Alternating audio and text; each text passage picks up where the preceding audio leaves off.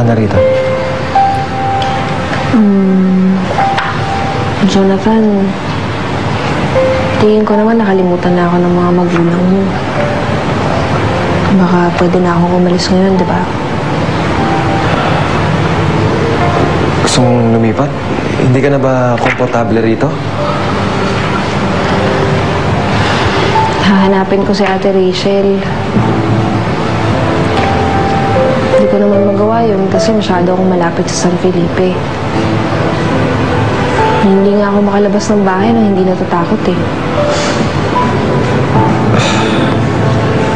Sige, lilipat kita ng bahay malayo sa San Felipe. Kaya lang naman ito yung kinuha kong lugar kasi hindi na ako mahirapang puntahan ka.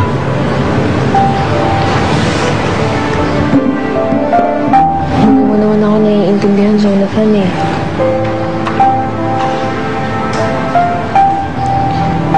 Salamat sa tulong mo, pero may asawa ka na.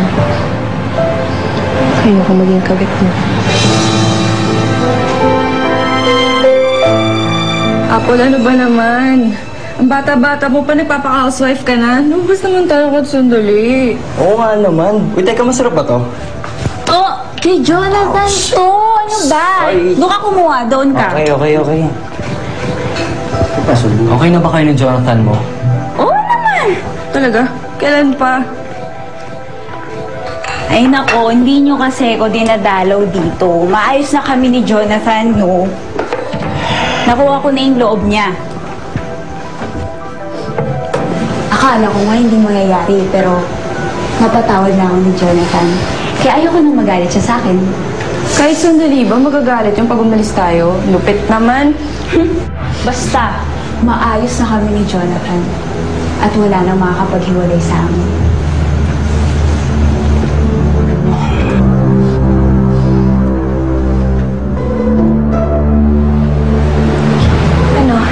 Titingnan mo nga to. Okay na ba to? Okay na yan. Sige na. O, hindi na ako bababa sa kotse, ha? Para pag may mga dumating na tauhan, go na tayo. Okay na ako. Kaya ko na magmaneho, ha? Sige. Rachel? Saan kayo pupunta?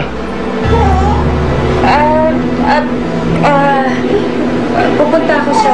Dadalawin ko si Inay, tsaka si Itay. Sasama ko si Matthew. Sa San Felipe? Hindi niyo ba kayo sasama? Kasi, Alam mo, Rachel, delikado mo kayo lang pupunta doon.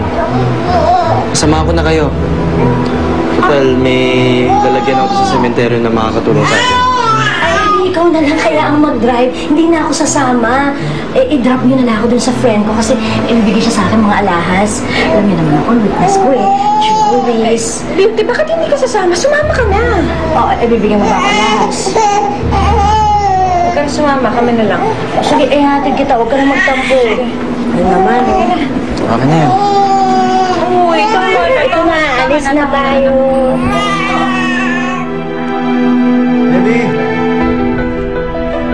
Sige. Mag-usap tayo ulit. May magandang balita ako sa'yo. Makakauwi na ang nanay mo mula sa hospital. Magaling na siya sa wakas. Talaga? Bukas, iuwi ko siya rito para magkita kayo ulit. Ay, tama. Sabik na ako makita siya. Hindi ko man lang siya nabisita nung nagpapagamot siya. Alam mo namang delikado. Pero ang mahalaga, magkikita ulit kayo.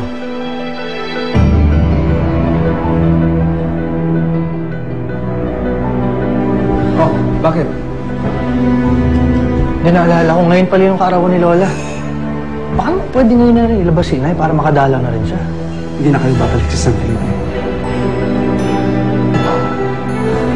Wala nang makakakilala sa akin doon sa itsura kong to. Tsaka mag-iingat naman ako eh.